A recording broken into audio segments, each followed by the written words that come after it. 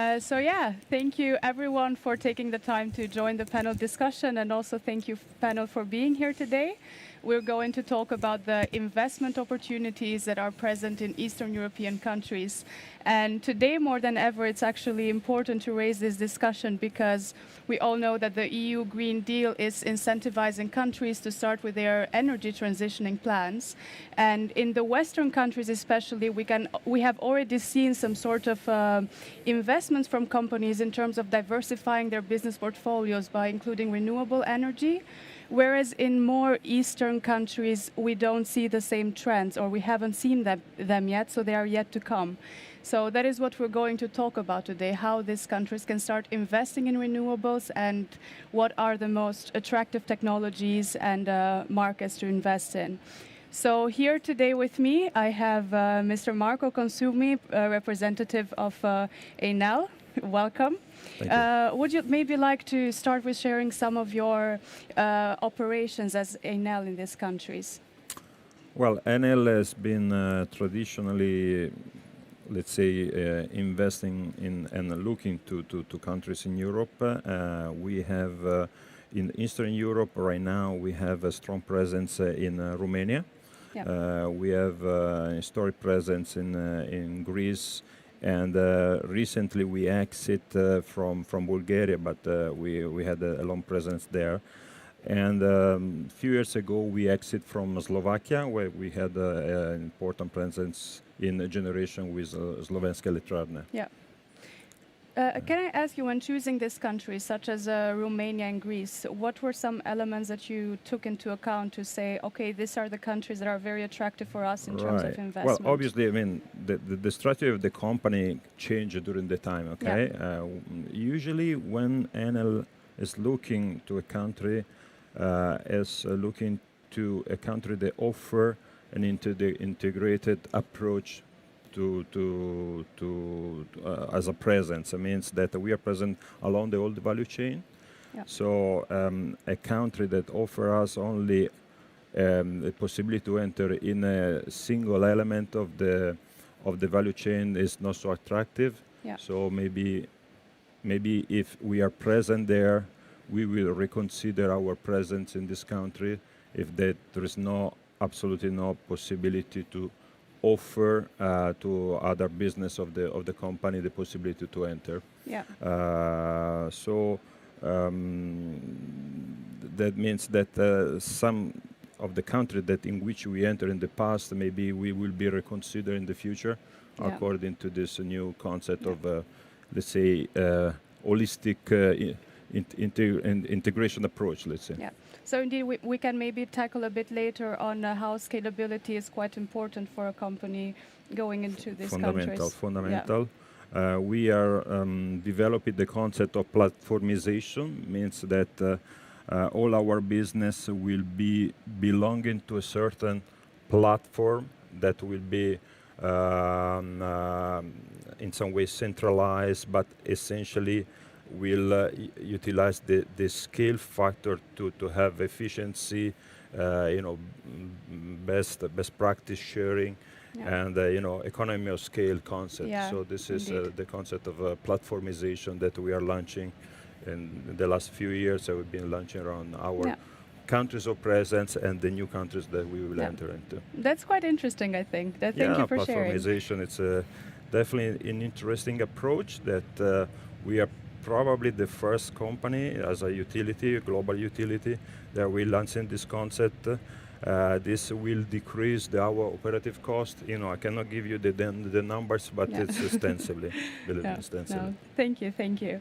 Okay, now coming from the Netherlands, we have Leon from Energy Investment Management. Leon, what can you tell us about the markets in Eastern European countries? Are they attractive from an investor point of view?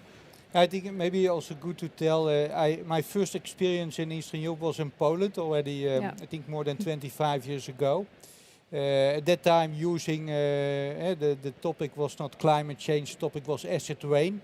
And there we used technology that we had just implemented in the Netherlands or in other West European countries, and we implemented in Poland with the big power stations to make their significant cleaner. And there I saw that, lessons learned from Western Europe you could really implement in Eastern Europe. Also surprisingly that there was a lot of support from, although at that time I think economic situation in Poland was quite challenging, 93 talking about, but there was a lot of support of making that sustainable transition already at that time. Then when you look now, I think we in the Netherlands I'm not proud of, we are quite late in the energy transition. We are a small country, but I think we should do much better, and we are doing at the moment. And there you also see that we learn not so much from, for example, Italy or Germany, or we are more or less making similar mistakes. And that I think would be very interesting for the East European countries, to learn from the lessons from the West, not only what went well, but also what didn't went that well. And then I think it's good to realize when European Union is spending money, I think the money has much bigger impact on the energy transition in Eastern Europe than it has in Western Europe. So that's also good to take into account. And of course, I think it's good to focus on the entrepreneurial opportunities, but for sure there are challenges. But I think, in the renewable energy space there are always challenges. So that's I think also important to realize. So I think it's very interesting to look at these different East European countries, Balkan countries, in which stage they are and what's going on and what will happen next. And thank you for sharing your view on that. Now, on my right side, I have Maksym and Aleksandra, and they're both here to actually share their perspective from the young generation. And how is it in the countries that you're from, in Ukraine and in Poland? Is it attractive for younger generations to be working in the energy field, or is it a bit more difficult to be engaged? Maybe Aleksandra, you could start with Poland. I would say it's one of the more interesting sectors. Nothing competes the IT, of course. So this is the most attractive sector, in fact, because Poland is a big outsourcing country from Western Europe when it comes to IT solutions and IT services.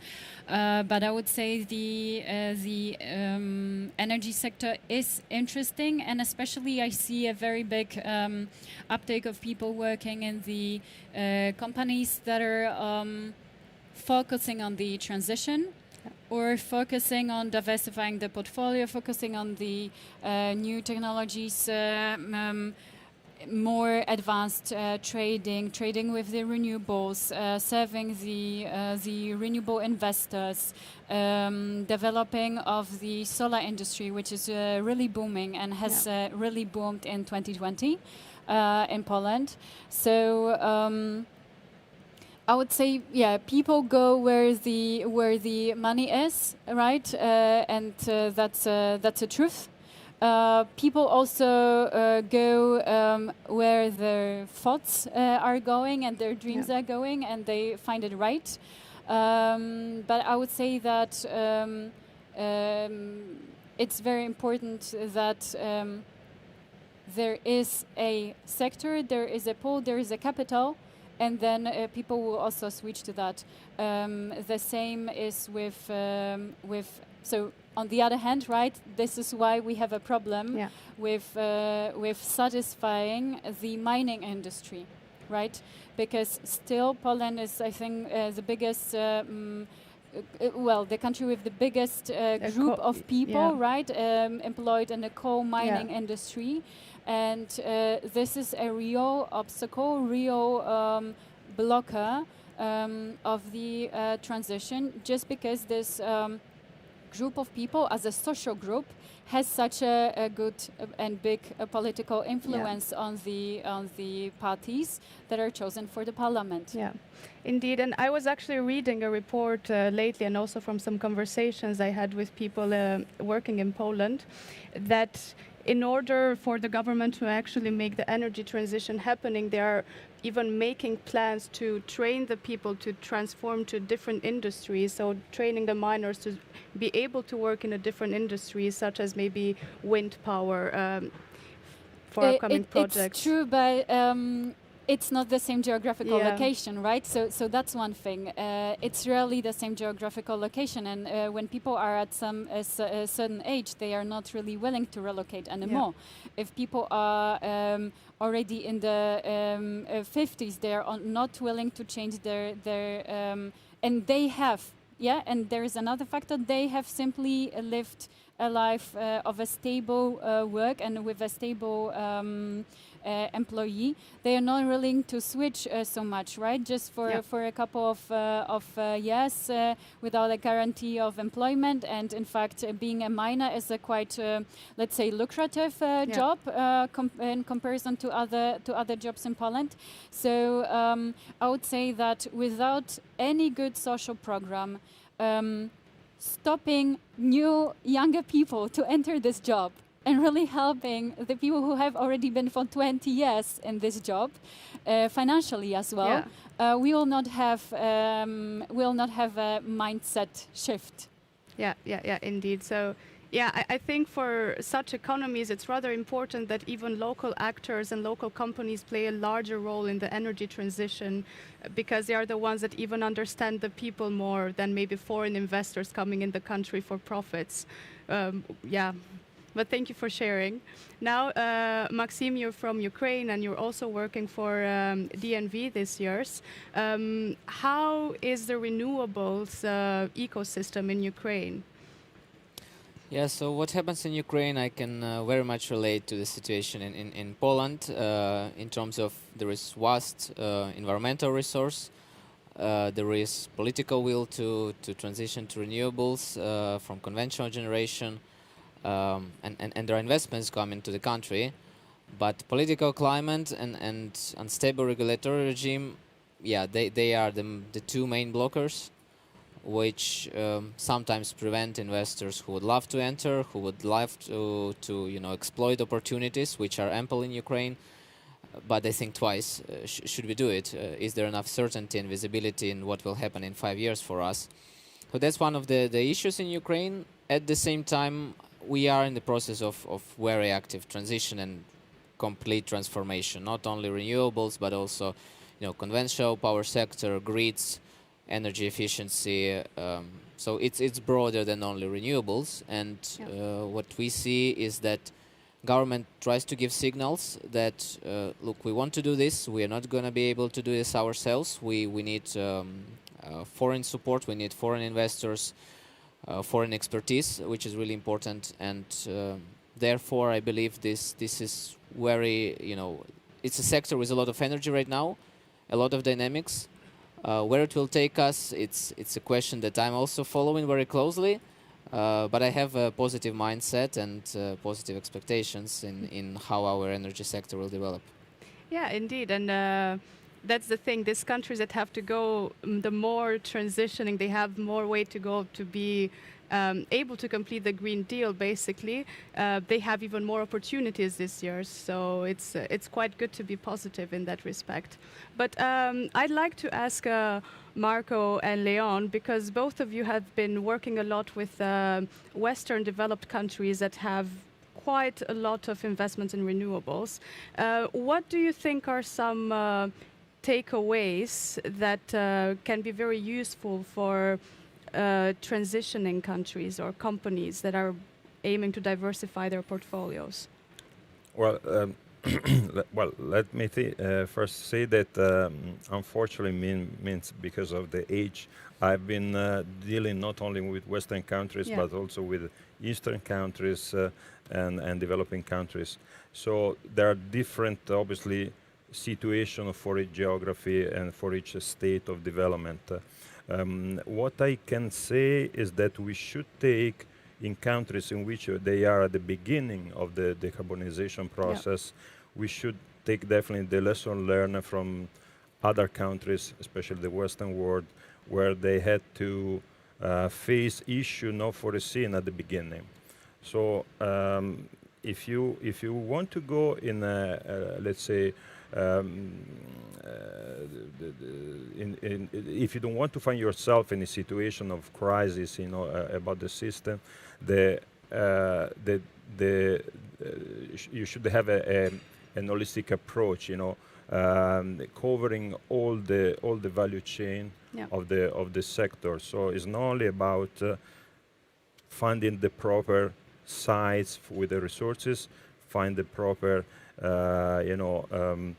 connection that link the demand with the with the generation. And so you need to have a proper regulatory framework there. The capital markets need to be developed. So everything, if you don't fill all the gaps in this all the elements of the value chain, the game is not going to happen. So this is why I think that the only advice that we can give, just look at what happened in the other countries that had to face this issue before, and try not to repeat the same mistakes. I think maybe you could also give an example. These days we've been meeting before the panel, but maybe there are plenty of examples in which you have terrific resources in certain areas, even built wind farm, and then they realize at the end that there is no capacity of evacuation. Okay, so the plant is completely curtailed all the time. There is not, so there is a requirement by the TSO, to switch off the plant. So that means that if you make a huge investment, then this is happening in the United States, in Texas, for example. This is happening in Australia, in southern Australia, north of Adelaide. There's happening in Germany, for example, where the demand and the generation are far away, and there is not enough.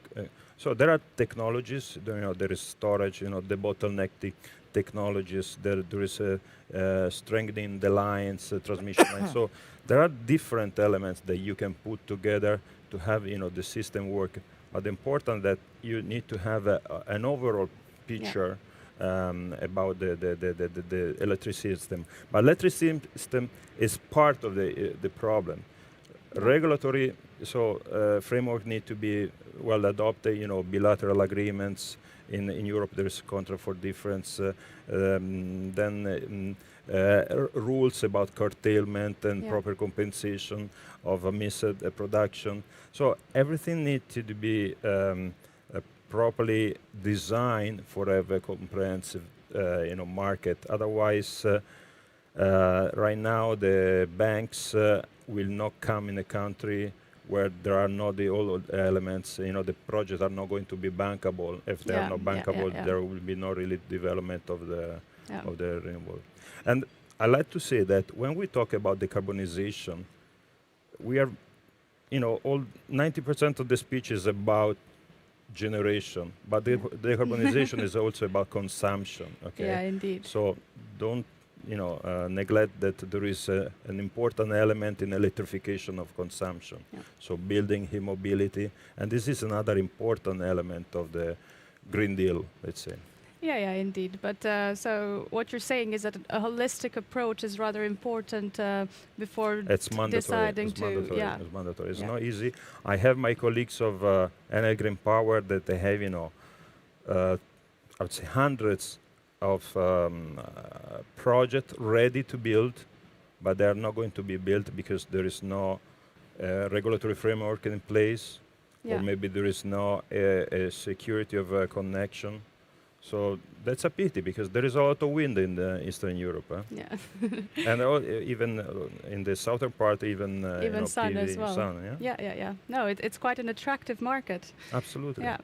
And what about you, Leon? Well, do you have some takeaways to share from what you've learned while working in the West? Yeah, I think in the West also there was not a real system approach from day one. I don't know a country in Western Europe that had already a well-developed plan how the system should look like in 20, 30 years. And that's a little bit strange. A little bit we start working on building wind farms and solar panels, but we don't have a proper plan how it will look like in 30, 40 years, and how it will change. And I think that is something very interesting from Eastern Europe. Where there you are earlier in the, or there you are now in that phase, and you can make that proper plan and try to also see what kind of opportunities are there to do. I was already telling Netherlands are late in the energy transition, one of the later countries in Europe. Yeah, of course, but I still feeling that we didn't learn. We still, people are surprised that grid connection is a crucial element. And yeah, when we have looked to Spain and Italy, we would know that it would be that. So there's, I think, an interesting element. Another element is, yeah, we can also, I think, not go from skip technology solutions. So what you have seen with the telephone sector in Africa, yeah. I think also in Eastern Europe, there you can skip certain generations of technology, and so I think that there are quite interesting opportunities to implement. And I think there one is knowledge. So it's good that Eastern Europe people come to Western Europe to learn about these new technologies, but also that we look for cooperation between companies from Eastern Europe and Western Europe, how to really make these things possible. So there, for example, you see also in the Netherlands, because we are quite late, you saw companies from Germany, but also from other European companies helping the Netherlands with making these first steps. And yeah, I think in the end, it's not really if you're late or early. I think it's more where you will be in the end. And I think when you design well at this moment, then the chance is bigger that you will be there where you want to be. Yeah. No, it's indeed quite important for these countries to see what previous developments have been in the West, because from the conversations that we've had before, we saw that, okay, a lot of the countries are investing in renewables, but then they forget that there is maybe no grid capacity in the end of the day. And then they have to also invest on that and postpone plans. Yeah. So, yeah. Modernization of the grid is really the real enabler from the technical standpoint. Yeah. Like, the capital markets is the enabler from the financial standpoint. So it's everything, all the elements need to be put at the right place. Yeah. Indeed, but thank you both for sharing. So Maksym and Aleksandra, I would like to also ask you, because Leon and Marco talked a little bit about the importance of collaboration and also seeing how the more Western economies can help these countries in energy transition. Do you think that the EU plans or different EU budgetary means are being properly used in the countries to tackle energy transition? Maybe let's start with Ukraine. Yeah, definitely. I think EU has so far provided a lot of support, a lot of strong signals that they're eager to see Ukrainian energy sector to adopt to new needs, to adopt to energy transition. We see that Ukrainian transmission system operator is planning to synchronize with European power system in a couple of years, so that there is a lot of active work in that direction, which has benefits both for Europe and for Ukraine. For Europe, providing improvements in terms of grid stability and potentially spare capacity or spare reserves. For Ukraine, resulting in more stable power prices and gaining some independence from Russia. So we see that there is cooperation in let's say power sector. Equally, there is cooperation in energy efficiency. European banks for restoration and development, they provide a lot of support for all sort of studies, feasibility studies, planning. They closely cooperate with our regulator, with our TSOs, with our Ministry of Energy, developing strategies, developing implementation plans. And I think that helps a lot because, as I said, there is strong will in Ukraine, but yeah, sometimes there is lack of capacity, lack of expertise, and I believe Western Europe is a good place where we can find it and where we can gain some benefits and find mutual cooperation. Yeah, yeah. No, thank you. And what about in Poland? Is it the same as in Ukraine in terms of cooperation with the EU bodies? So the situation is also a little bit different, right? Because we are speaking member state and non-member state, right? So of course Poland can benefit more because it simply has a different position, right? So we should not be surprised that maybe the development in Poland has been faster, but Poland had a competitive position in comparison to Ukraine, right? In terms of how a country can benefit from certain capital, from certain stability of the regulation and so on, right? So for sure what's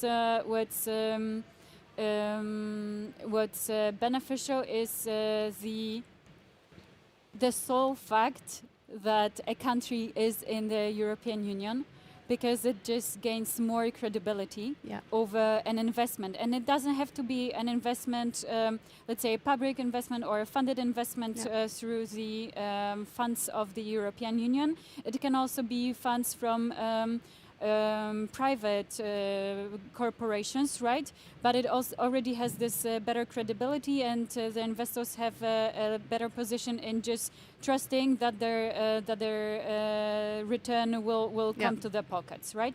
So that's one thing. Another thing is that we directly also benefit from the funds, let's say, directed to certain projects, right? So, for example, thanks to the special fund, I'm not sure what's the precise name of it, we had a possibility to sponsor, in fact, give a direct subsidy to people who'd like to have a solar panel on the rooftop, right?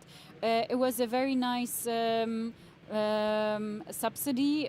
Why? Because essentially the program My Electricity has lowered the costs of solar photovoltaics for prosumers to 80%. Right? So by subtracting 20% of the cost, it's very nice. It's very nice saving for any particular prosumer, right? Yeah, indeed. Right now, people can benefit from additionally very, very beneficial support scheme for the prosumers, and that's why we really had a boom in the photovoltaics. And not to mention generally the infrastructural cooperation, right? Like Poland as a country, in fact, linking the Western Europe with Baltic states. It's quite important also in the in being this link in the transmission infrastructure, right? And the sole fact that the countries are interconnected and that we had the possibility of importing and exporting electricity more or less, maybe not freely, right? Because the interconnectors are also limited, but more freely than it would be, is also helping to, let's say, equalize or to find more global minimum of the electricity price than it would be in the default scenario. So that's also beneficial. It requires, again, a lot of capital investment on the infrastructure, and also it requires,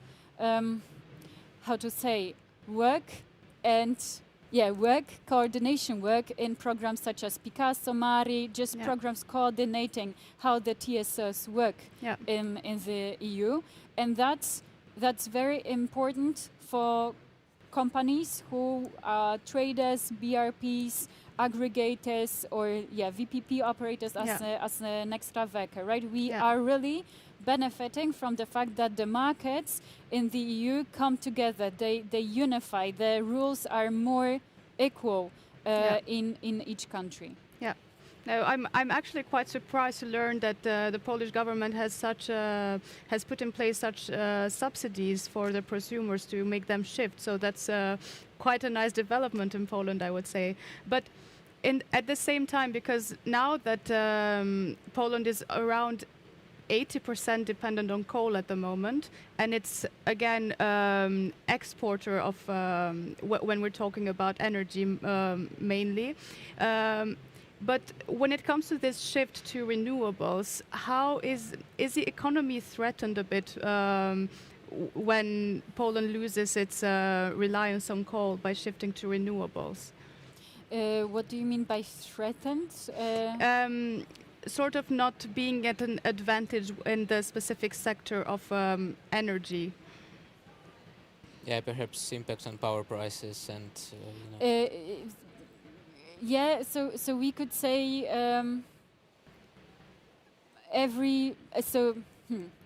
so the production, right, and Poland also being the manufacturing hall of the EU, of course, is very sensitive to the price of electricity, right? So that's for sure.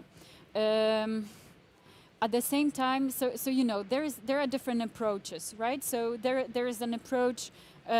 Let's invest in renewables. Yeah. Like, let's make this industry and this technologies, variety of the technologies, our export goods. And this was a domain of countries that have started this movement: Germany, Netherlands. I would say maybe Sweden to that basket, right? I would add Sweden. And there are countries who are purchasers of the technologies that are not on this advantage, right? So I would say, if I understand it correctly and I read the signals correctly, the Polish government has had a little different approach, right? So they decided, okay, we do not want to use the land for too much of the onshore wind. We want to wait for the moment when the offshore wind is already cheap enough for our companies to invest in it in a consortium with different external companies. That's one approach. Then there is another approach to support local corporations to build their position in developing of the hydrogen technology. Yeah. In fact, Orlen, the biggest oil corporation in Poland, has currently experience in hydrogen, gray. Yeah. But because they have this experience, it's just easier for them to jump in the green hydrogen, probably produced from the offshore wind, right? Yeah. And I would say this is a kind of strategy that the government has decided. It's not for me to judge whether it's a good one or a bad one. It is a strategy. Yeah. So taking into account that Poland is just a very, very flat country, we do not have so much possibility to invest in run on the river hydro or anything like that. Yeah. That's not this kind of geography that we have in our possession. And that it's a quite agricultural country, right? It was a strategy, right? Yeah. Not so much onshore wind. Let's wait for the offshore wind to be cheap enough. Let's invest back then. Let's try to jump on the train that is already a little bit moving, and let's hope that we will be able to jump on it. Yeah. No, it's quite an interesting strategy. When I hear it put like that, it's it makes a lot of sense for Poland to do that, and sort of keeping the investors at the gate and saying, okay, stop. Maybe we still want to keep it the development internally, maybe as a country. But Marco, when you hear about such developments in Poland, and when you hear about all the transitioning that the country still has to go through, is it an interesting investment opportunity for Enel? No, we are looking to Poland. We have been looking to Poland in the past, but as my colleague was saying, as the issue in Poland is that the impression is that still big part of the economy is still linked to coal. Yeah. So in a way and another, I mean, probably, the competitors for coal are not really facilitated, and not facilitate life, and so in a global company like Enel, we don't, we try to do our best in a country, but obviously we have a portfolio of different options. and we go where the business is easier, you know. Yeah. And we have a lot of capital. We are going to invest up to 2030 more than 200 billion euro in That's the a large company. number. Yeah, but we are going to invest in countries that allow us, you know, to have a framework, so political, regulatory, social framework that will be, you know, business friendly. Yeah. So my suggestion is that if you want to have capital from foreign investor, you know to allow them, you know, to feel comfortable. Let's say. Let's put it in a way, this way. Indeed. But maybe it would be quite interesting right now to talk about the specific technologies that are attractive for this region. Could you maybe share some of your insights working with Enel? Which technologies are more attractive? You know, Enel is present in all the value chain. Okay, so starting from generation, obviously we in Enel in renewable, for example, we are now one of the most important producers of energy from geothermal field. We are the largest worldwide producer of renewable as a overall. So we are in hydro, wind, and solar mainly, and then let's say these are the main areas of development in renewable. In conventional generation, we are going to phase out all the coal generation by 2027. We have completely phasing out of coal, but after 2025 will be really, you know, marginal. In 2040, we will phasing out all gas. Yeah. So gas generation, gas retail, and gas transportation, everything. So we will be fully decarbonized by that time. And so this is the commitment that our company took. And so this is about generation, okay?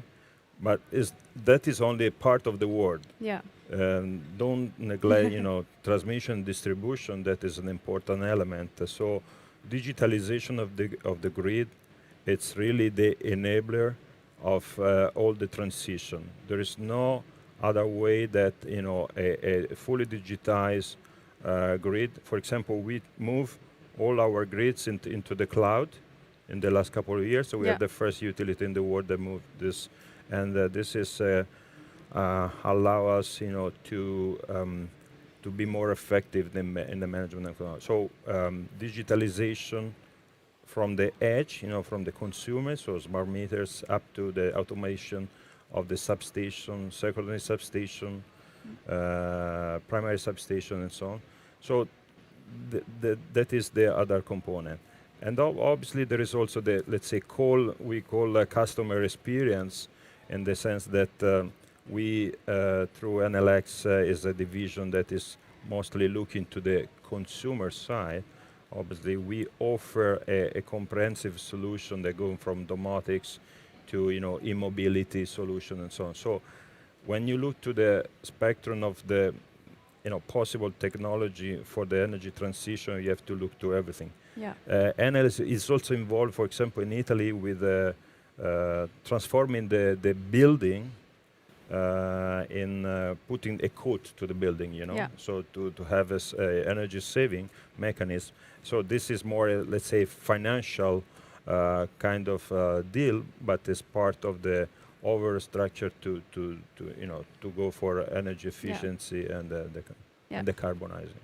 So there is a lot of basically modernizing every aspect of the value chain that still has to happen in this country. I invite you to go and in the fair. You will see some booth of Enel and Alex. So we are present from the domotics, you know, and e-mobility, and then also on the traditional roles of the grids and energy transportation. Yeah, that's quite impressive. Right? It's quite impressive. It's fun. It's a lot of fun. But what about you, Leon? When you look at Eastern Europe, again, from an investor's perspective, which technologies do you think are really going to boom in the future?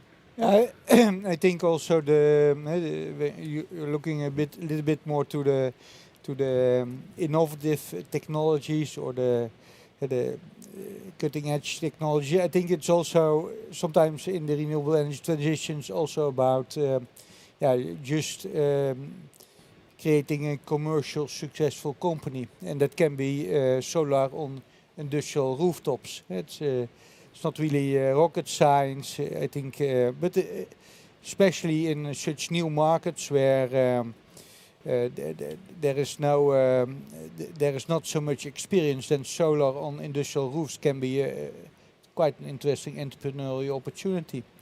The role that the oil sector is playing in the energy transition. There we see that I think the electricity sector was moving quite advanced in the energy transition. The oil sector was quite reluctant in setting steps, and then you look, for example, the Polish oil company, the steps they are now taking, also taking in offshore wind. I think there are also quite interesting opportunities in Eastern Europe when you look to these segments. And that doesn't mean that is, from a technology point, really interesting, but it can be offshore wind. When you look to, you see that quite some oil companies are using their offshore experiences also to step in offshore wind, to finance offshore wind. I think they have the scale to do that. That kind of opportunity I see, and then especially when you look at the Polish market, I see that a lot of things are in the feasibility stage. So I'm also quite curious from offshore wind to nuclear. The whole range is looked at, how it will look like in the end, but for sure there will be interesting opportunities. And then we have, I think, Poland a little bit the front runner in Eastern Europe, but there are much more countries to come. And then when you're from such a small country as the Netherlands, then it's good to realize that the impact that you can make in your own country is limited. I think when you look to the bigger countries in Eastern Europe like Poland, Ukraine, Bulgaria, Romania, there is much more to do and much more to contribute. It's quite nice to see that both of you have such a positive outlook when we're talking about Eastern Europe. Now, maybe Maksym, what would you say is an interesting energy mix for Ukraine now that Ukraine is also in the road to transitioning? Well, an interesting energy mix.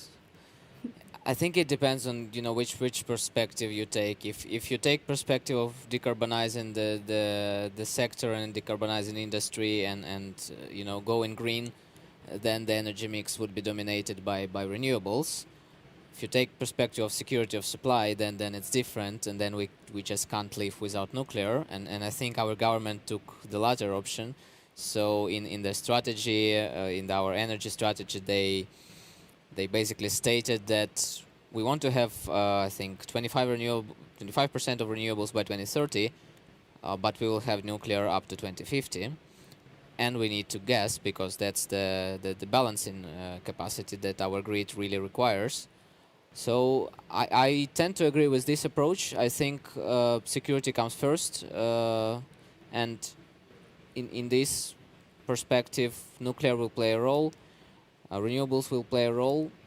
What will be the reserve capacity? What will be the balancing providing power plants? Will it be gas, or we will see maybe more storage?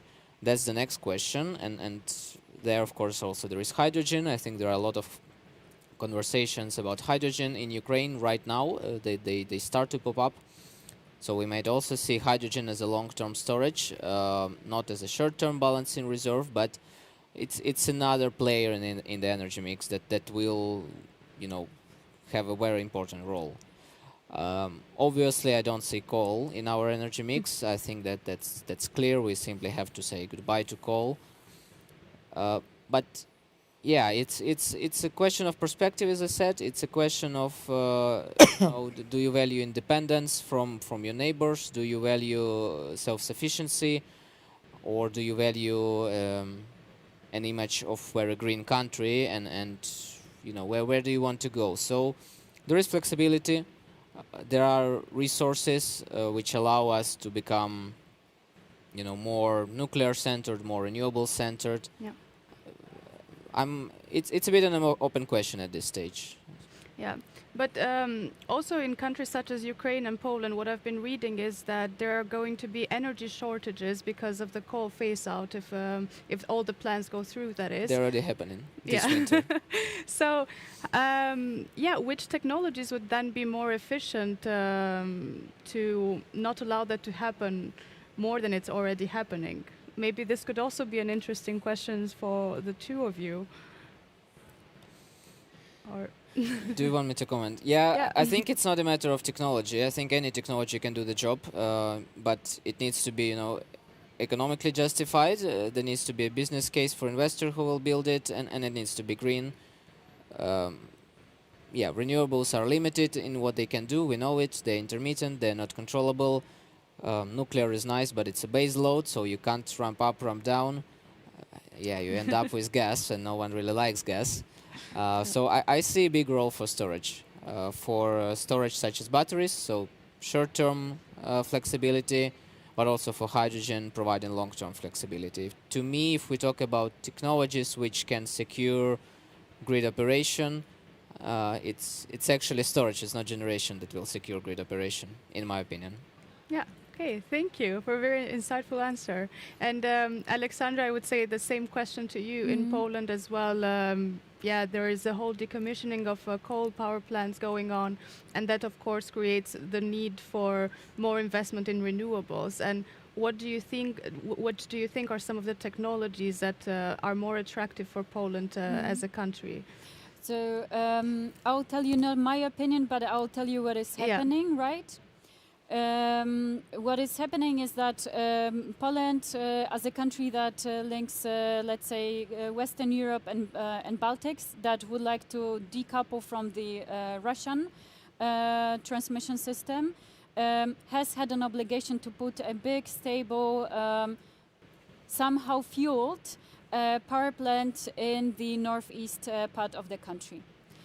For past 8 years, that was supposed to be the Ostrołęka coal power plant, for which not enough capital was secured.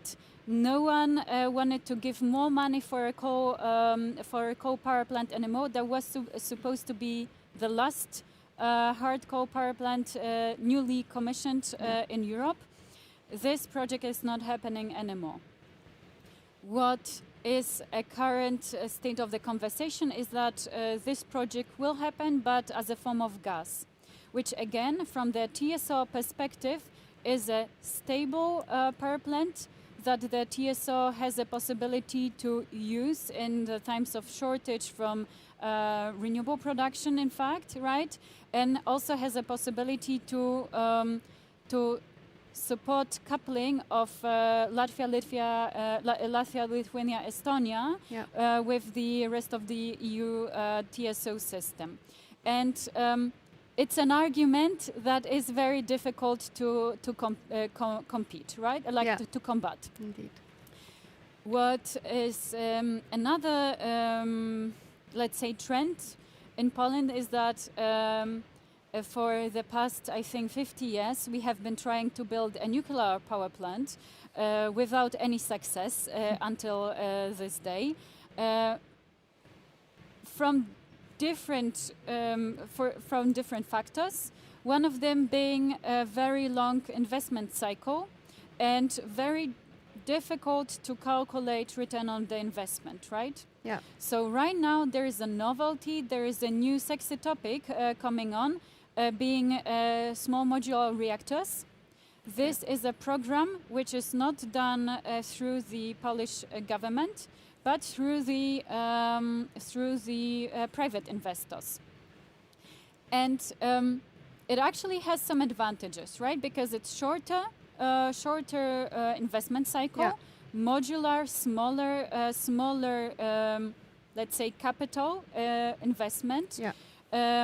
Of course, the technology not really off the shelf yet, with the hope that it will be off the shelf in 2-3 years. So this is right what I'm saying. Not my opinion. I'm saying what the others are saying, right? Happening. And at the same time, it also, and this is my opinion, can be beneficial because it's supporting the decentralization trend, right? It's not one central station that is having a monopolistic position, but there are many of them from probably different providers, from different investors that can equally compete on the wholesale market or on the generally on the energy market. Which, from this point of view, if you're looking at it's very beneficial to decentralize the system, to erase oligarchy, to erase oligopolistic, monopolistic positions. It can actually do the job in this part of the picture. Yeah. So this is what is happening currently. That's a very, very insightful overview of what's happening in Poland. I think for me, I already learned a lot just from this conversation. I think we can come to the end of the panel discussion. And I would like to thank all of you for your answers. They were very much in detail, and I learned a lot. And I really hope that the people that were present listening to us also learned a lot. So, thank you. Thanks to you. Thank you. Thank you. Thank you.